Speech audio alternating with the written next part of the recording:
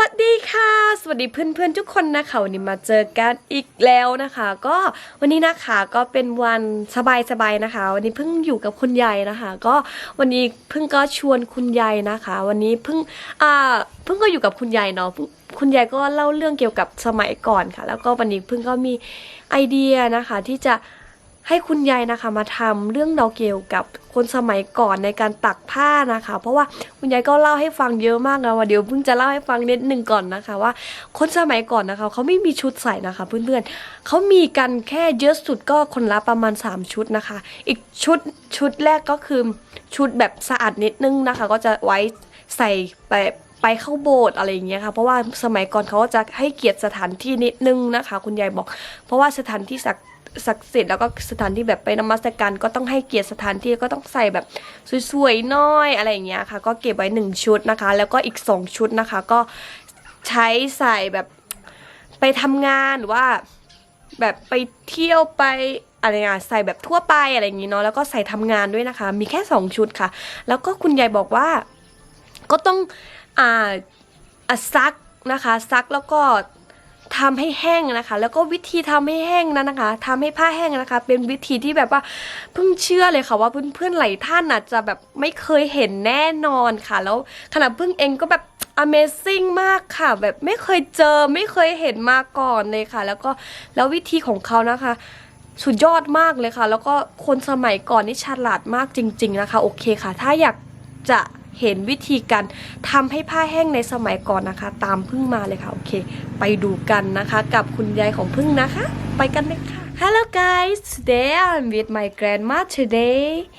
I will bring my grandma to show you something I believe that you guys never see it before that is grandma will show you how to dry clothes like many years ago so I will tell you a little bit about this that my grandma told me that before people like many years ago like long time right they don't have like many clothes like us like as much that they have is for a person is like only 3 clothes you guys so one clothes is gonna be a nice clothes for like going to church something like that like when we are Christian like when we go to church gonna wear like nice clothes like that and also other 2 clothes is for working and think about like have to work every day and how can you like have only 2 clothes and you're gonna wear like you know every day so it's hard right so people like before they have the idea how to dry clothes in that time so today let's see together okay follow me นี่นะคะมาเจอกับพี่พีนะคะคุณยายของพึ่งนะคะพี่ Are you ready Yes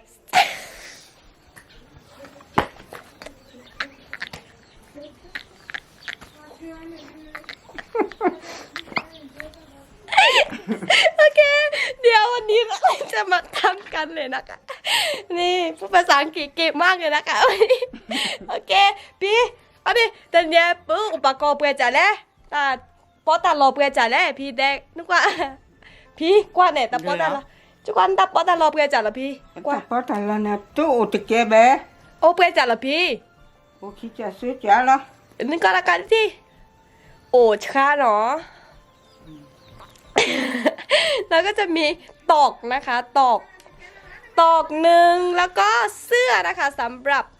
การทำให้แห้งนะคะนี่นะคะเสื้อของเราจะเป็นเสื้อกะเหรี่ยงแบบนี้นะคะ เมื่อก่อนก็จะเป็นแบบนี้เลยนะคะ นี่นะคะเราก็จะมีตอกนะคะชาเนาะพี่เนาะ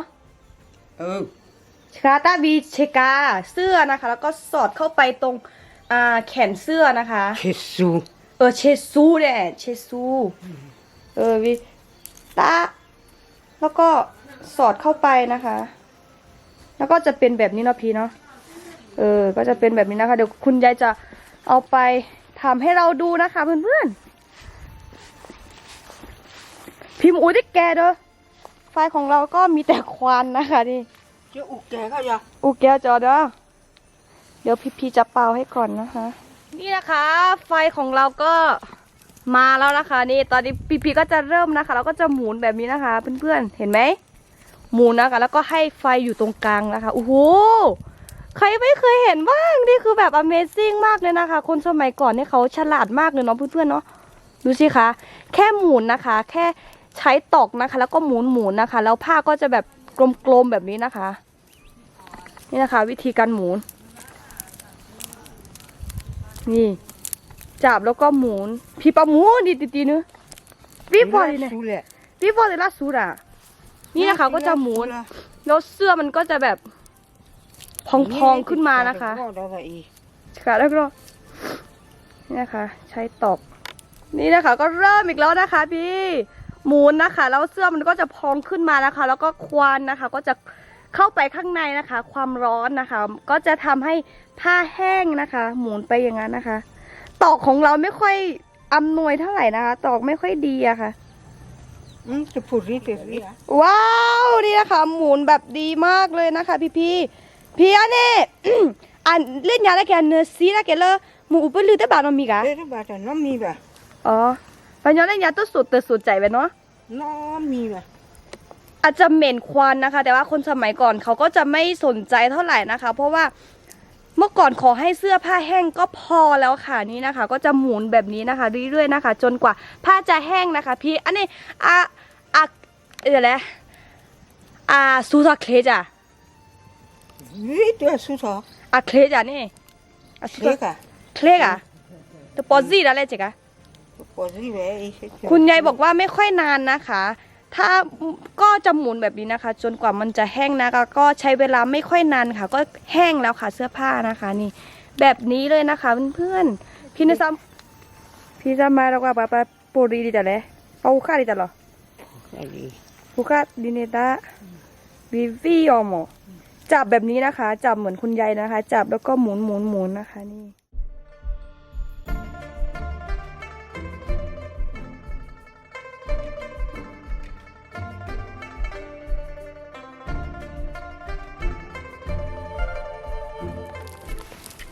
นี่นะคะก็จะหมุนแบบนี้เลยนะคะโอ้โหจะพี่เซนี่ไง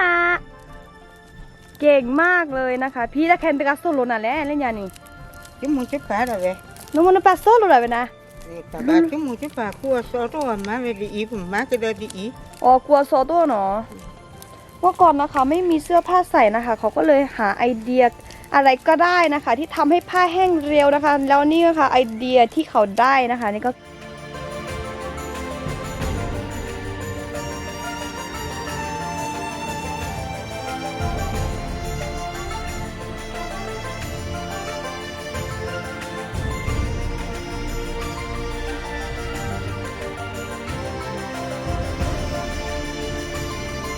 จะมาลองดูบ้างนะคะ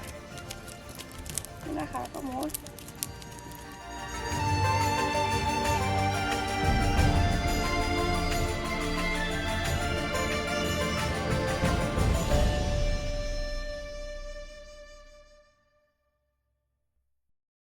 ค่ะวันนี้นะคะก็ขอบคุณคุณยายมากเลยนะคะ ที่มาสอนเราในวันนี้เนาะพี่ตับลือตับคนเนาะแล้วในไฮโซโลบาลตาดิเนียเนี่ยในเกตเกตาเดินพนในลีแรกเลอสเคมีเมียแต่กว่าที่เที่ย 别的在的呢，屁股里去不去破吧？个就是还不了破了嘛，还对了个开呢的，ตะกุตะสอนนี่ระ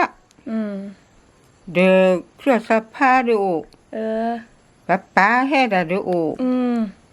คือทอคือรอตะกุตะสอนเดปะกุตะเลยสอนเดเลย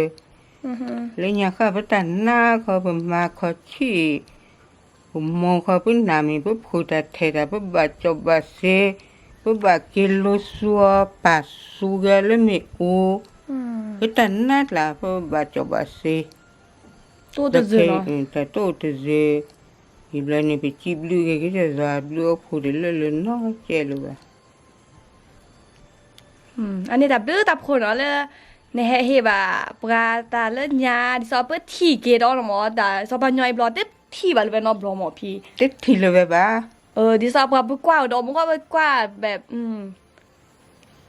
มึกล่ะวิดอแบบดิซอปะย่อยเล่นยาในชมโมดาเซเนาะดิซอปะชมโมเวเซซอแล้วปะบามาเคยดาเกตากินยาในชมโมเววิธีแล้วปะมาชมโมเวเซเล่ๆแล้วเนาะ ชั่วโมงเสร็จแล้วเจอแต่ตอนนี้เนี่ย